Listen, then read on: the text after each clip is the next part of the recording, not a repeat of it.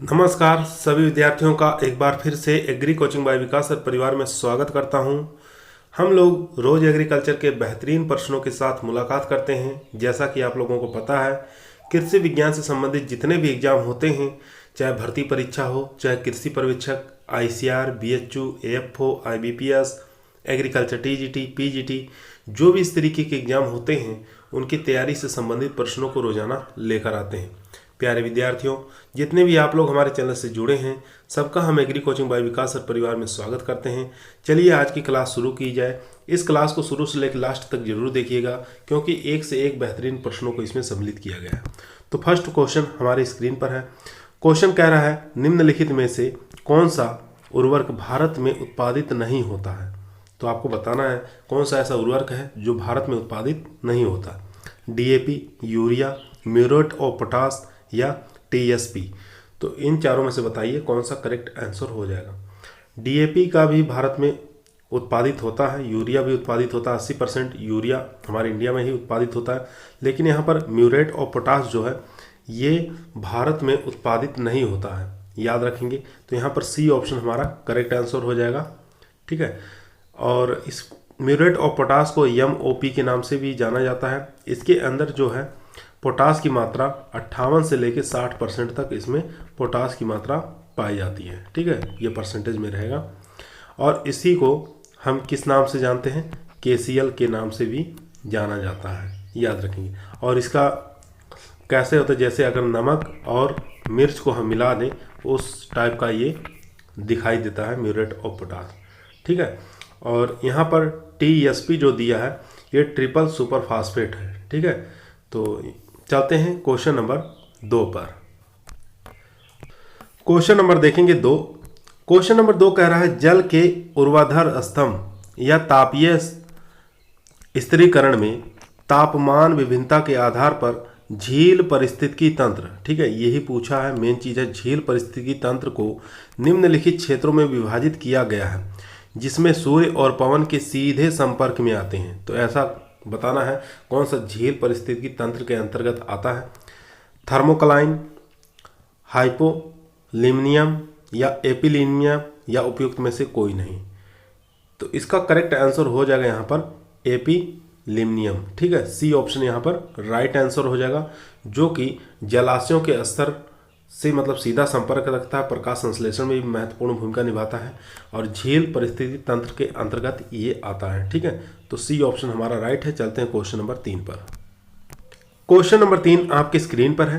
Question कर रहा है, सभी वायुमंडलीय घटनाओं का योग एक अनंत समय अवधि में नहीं बदलता। यानी कि आपको बताना वायुमंडलीय की कौन सी ऐसी घटना है जो लंबे समय तक नहीं बदलती है। ठीक है, तो इसमें से बताइए, जलवायु है, मौसम है, या A और B दोनों है, उपयुक्त में से कोई नहीं।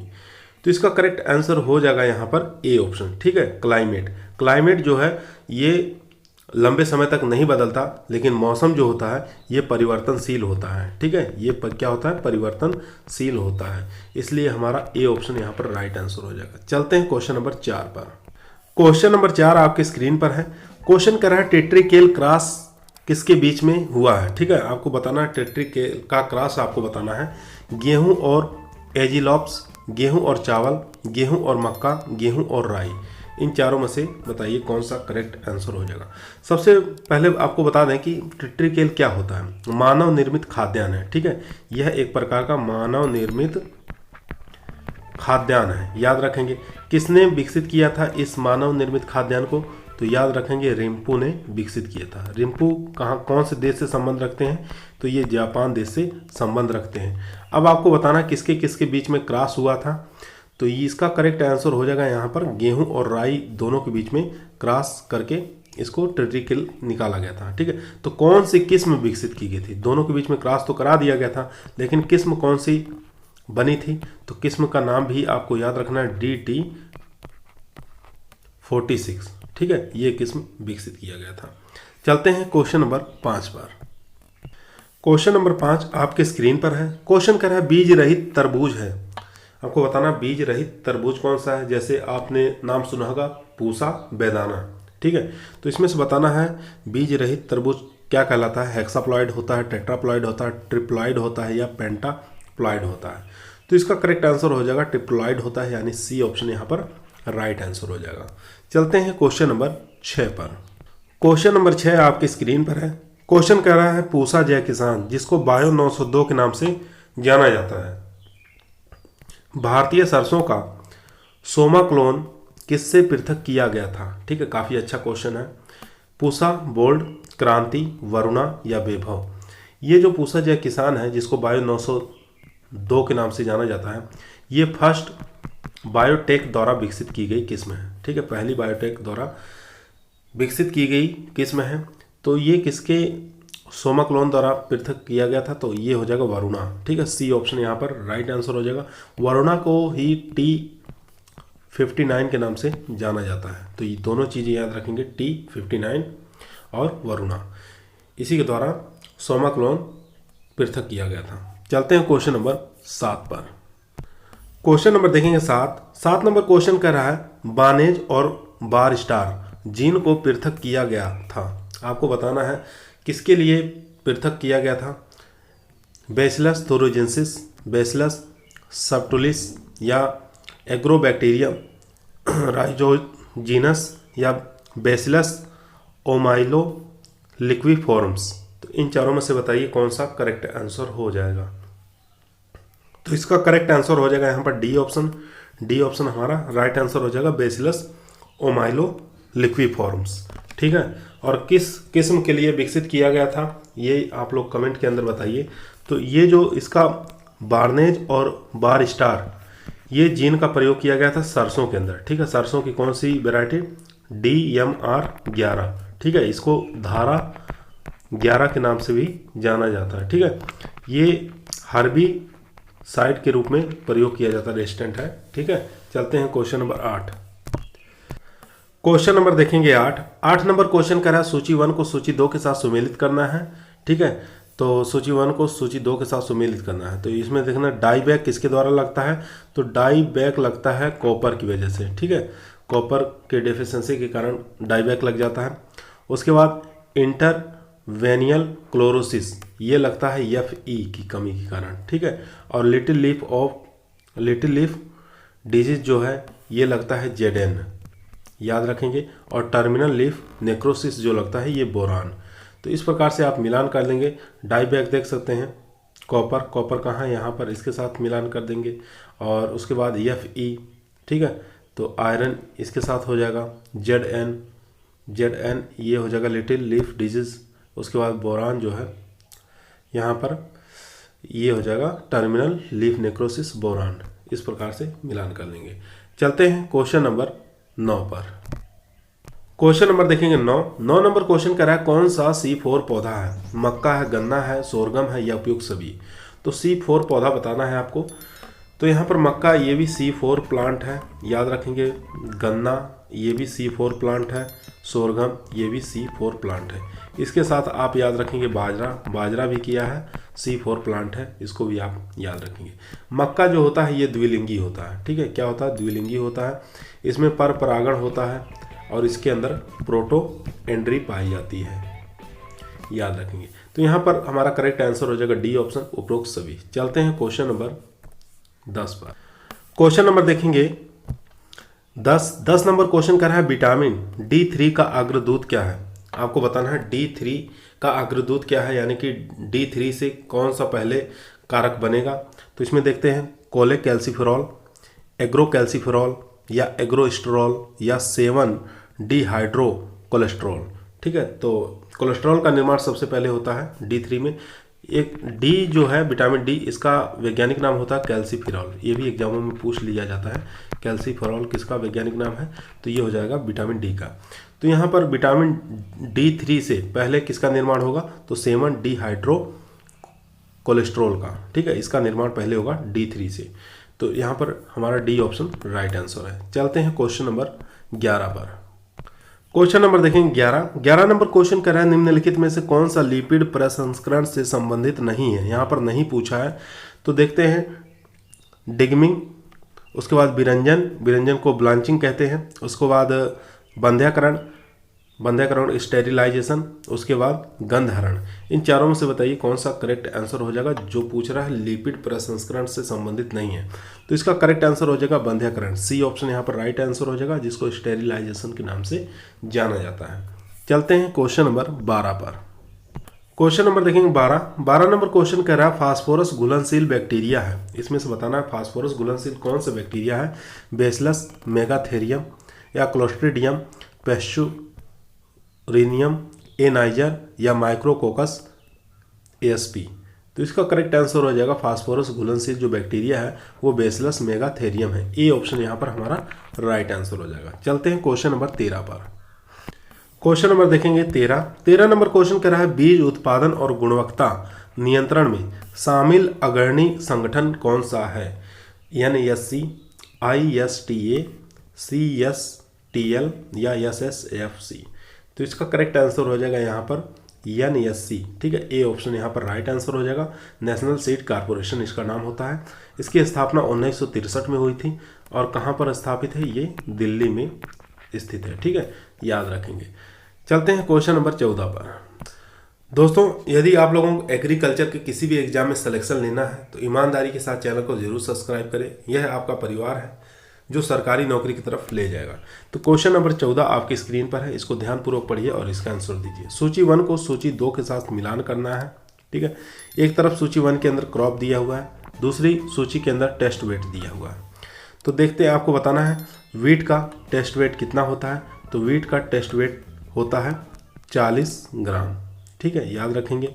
और ICAR की हैंड बुक ऑफ एग्रीकल्चर जो है, hand book of agriculture ICAR द्वारा प्रकाशित होती है, उसके अंदर 38 ग्राम भी दिया हुआ है। ठीक है, तो कन्फ्यूज मत होइएगा।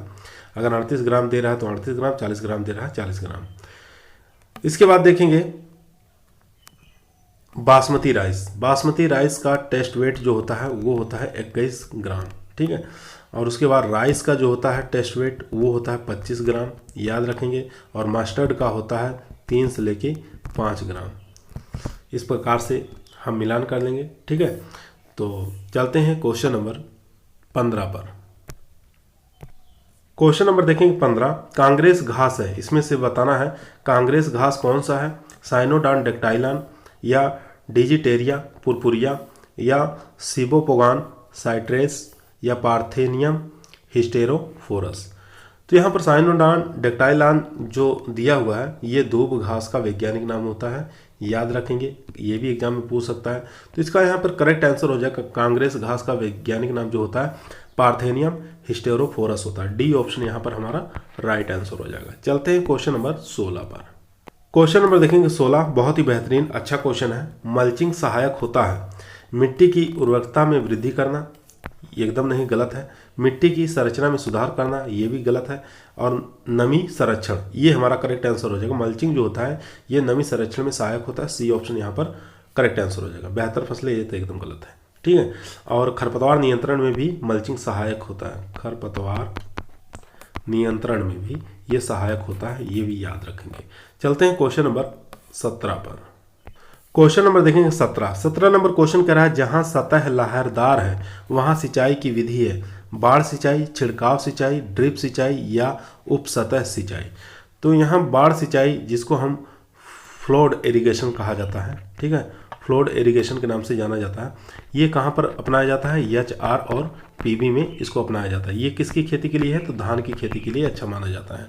ठीक है, और यहाँ पर हमारा करेक्ट आंसर हो जाएगा छिड़काव सिंचाई। जहाँ पर उबड़ खाबड़ भूमि है, लहरदार भूमि है, वहाँ पर छिड़काव विधि का प्रयोग करते हैं जिसको स्प्रिंकलर इरिगेशन के नाम से जाना जाता है। तो यहाँ पर बी ऑप्शन हमारा राइट आंसर हो जाएगा। और यहाँ पर ड्रिप सिंचाई दिया हुआ है। तो ड्रिप सिंचाई जो है ये लवणीय भूमि के लिए और क्षारीय भूमि के लिए अच्छी मानी जाती है। क्षारीय भूमि के लिए अच्छी मानी जाती है। चलते हैं क्वेश्चन नंबर 18 पर।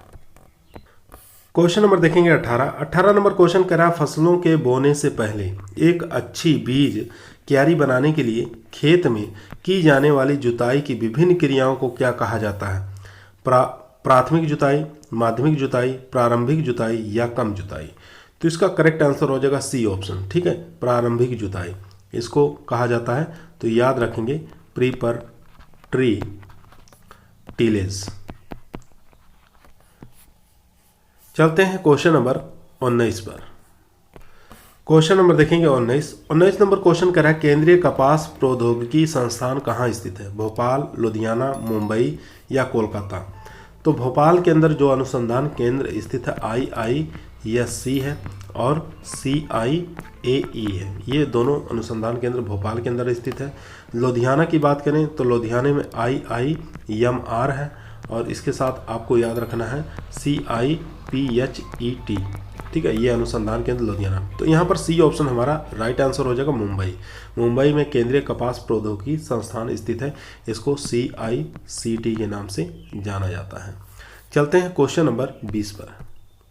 क्वेश्चन नंबर देखेंगे 20 नंबर क्वेश्चन कह रहा है मोलिब्डेनम की कमी से होता है। ठीक है, तो इसमें से बताना है क्या होता है मोलिब्डेनम की अगर कमी हो जाता है तो वास्कुचल का खराब विकास, या पत्ती युक्तियों का झुकाव, या पत्तियों का पीला पड़ना, या पत्तियों के मटमेले और सीमांत परिगत। तो अगर ये मोलिब्डेनम की कमी हो रही है तो MO की कमी होने से क्या होता है, नीचे का जो भाग होता है उसमें मॉटलिंग आ जाता है। ठीक है, उसके अंदर मॉटलिंग की स्थिति आ जाती है। तो यहाँ पर डी ऑप्शन हमारा राइट आंसर हो जाएगा, पत्तियों के मटमेले और सीमांत परिगलन। तो ये हमारा करेक्ट आंसर हो जाएगा। चलते हैं क्वेश्चन नंबर 21 पर।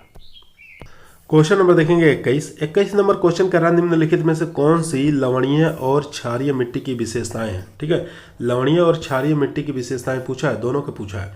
तो इसमें देखते हैं EC 4 से अधिक। अगर इसमें एक चीज़ आपको ट्रिक बता देने, अगर लवणीय और क्षारीय मिट्टी की पूछ रहे हैं तो अगर इस प्रकार का चिन्ह दिखाई दे रहा है, तीनों में ज़्यादा का चिन्ह दिखाई दे रहा है, तो जान लीजिए वही हमारा करेक्ट आंसर हो जाएगा। यहाँ पर बी ऑप्शन देख सकते हैं। EC यहाँ पर क्या है, ज़्यादा है, 4DCM से ज़्यादा है। और उसके बाद ESP ये भी हमारा ज़्यादा है। उसके बाद PH ये भी हमारा ज़्यादा है। इस प्रकार से चिन्ह देख सकते हैं। तो ये लवणीय और क्षारीय मिट्टी के लिए ये हमारा करेक्ट आंसर हो जाएगा B।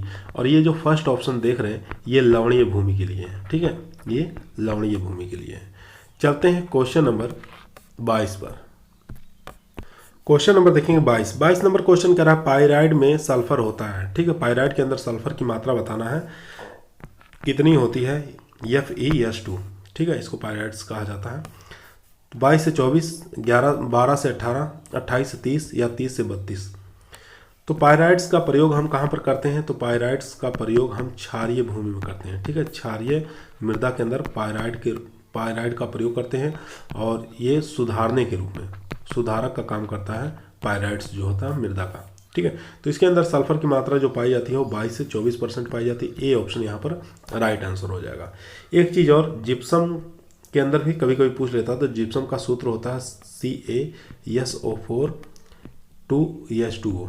ठीक है, ये जिप्सम का सूत्र होता है और इसके अंदर सल्फर की मात्रा 18.5% पाई जाती है, याद रखेंगे। चलते हैं क्वेश्चन नंबर 23 पर। क्वेश्चन नंबर देखेंगे 23 नंबर क्वेश्चन कह रहा है रेड रस्ट फ्लोर सर्वाधिक क्रियाशील होता है। ठीक है, इसको कह सकते हैं आटे की इल्ली जो होती है ये सर्वाधिक क्रियाशील कब रहती है? शीत सीजन में, या ग्रीष्म ऋतु में, वर्षा ऋतु में, या सभी मौसम में। ठीक है, तो काफ़ी अच्छा क्वेश्चन है। तो इसका करेक्ट आंसर बताइए। ट्राइबोलियम कास्टेरियम इसका वैज्ञानिक नाम होता है, ये भी आपको याद होना चाहिए। तो ये सबसे अधिक क्रियाशील होती है वर्षा सीजन में। ठीक है, सी ऑप्शन यहाँ पर राइट आंसर हो जाएगा। चलते हैं क्वेश्चन नंबर 24 पर। क्वेश्चन नंबर देखेंगे 24 नंबर क्वेश्चन कह रहा है सड़ी हुई गर्दन की बीमारी कहलाती है। ठीक है, सड़ी हुई गर्दन की बीमारी, या इसको इंग्लिश में कहते हैं रोटेन निक डिजीज। ठीक है, डिजीज रोटेन निक डिजीज कहते हैं। चावल का विस्फोट, या गन्ने का लाल सड़न, गेहूं की पत्ती जंग, या उपयुक्त में से कोई नहीं। तो इन चारों में से बताइए कौन सा करेक्ट आंसर हो जाएगा? तो इसका करेक्ट आंसर हो जाएगा चावल का विस्फोट। ठीक है, इसको ब्लास्ट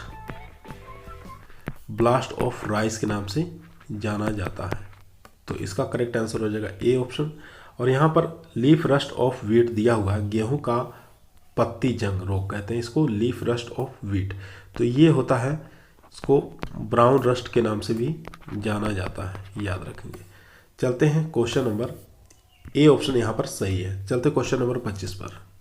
क्वेश्चन नंबर देखेंगे 25 नंबर क्वेश्चन कह रहा है नेंद्रान एक किस्म है, केला, बेर, आंवला या अमरूद। तो इन चारों में से बताइए कौन सा करेक्ट आंसर हो जाएगा।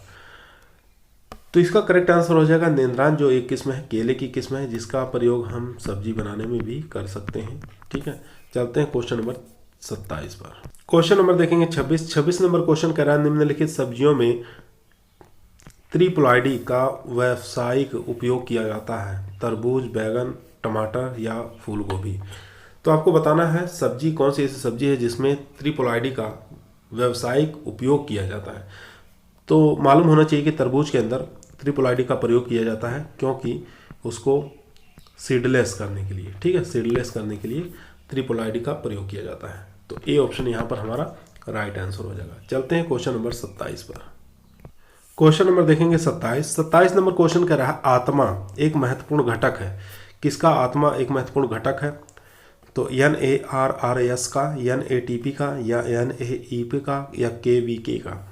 तो इसका करेक्ट आंसर हो जाएगा यहाँ पर बी ऑप्शन। ठीक है, NATP का, ठीक है, ये महत्वपूर्ण घटक होता है। तो बी ऑप्शन यहाँ पर राइट आंसर हो जाएगा। NATP ये किसके अंडर काम करता है? ये ICAR के अंदर काम करता है। इसके अध्यक्ष कौन होते हैं? अध्यक्ष कौन होते हैं? तो जिलाधीश होते हैं। ठीक है, जिलाधीश होते हैं आत्मा के अध्यक्ष। ठीक है, याद रखेंगे। चलते हैं, ये 2005 और करीब में 2005 या 6 में इसको स्टार्ट किया गया था। चलते हैं क्वेश्चन नंबर 28 पर। क्वेश्चन नंबर देखेंगे 28 नंबर क्वेश्चन करा कृषि जलवायु क्षेत्रीय योजना दृष्टिकोण में शुरू किया गया। आपको बताना कृषि जलवायु क्षेत्रीय योजना दृष्टिकोण में शुरू किया गया 6वीं पंचवर्षीय योजना में, 7वीं पंचवर्षीय योजना में, 8वीं पंचवर्षीय योजना में, या 9वीं पंचवर्षीय योजना में। तो यहाँ पर पूछा एग्रो क्लाइमेट्रिक रीजनल पूछा है, ठीक है, ना कि एग्रो क्लाइमेट पूछा है। अगर एग्रो क्लाइमेट पूछता तो कितने एग्रो क्लाइमेट है?